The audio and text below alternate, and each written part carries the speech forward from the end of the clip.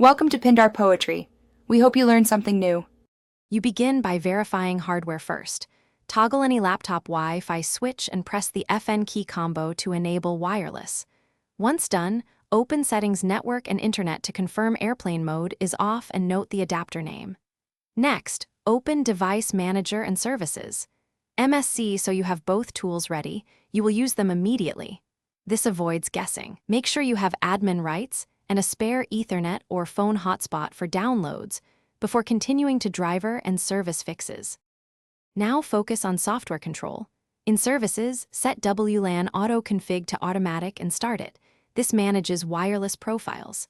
Then in Device Manager, expand network adapters. Right-click the Wi-Fi adapter, choose Uninstall Device, and check Remove Driver only if corrupted.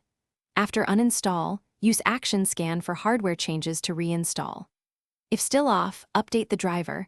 Prefer the laptop maker's driver or Windows Update. Also disable power management that allows the PC to turn off. Finish by restarting Windows to apply changes and run the built-in network troubleshooter.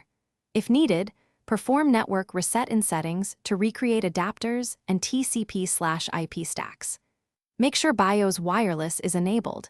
Enter BIOS/UEFI if the adapter never appears.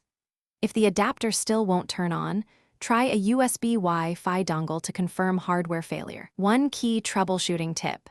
Boot into safe mode with networking to test whether third-party software blocks wireless. If it works there,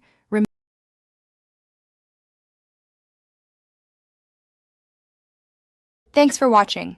Consider subscribing if we helped you.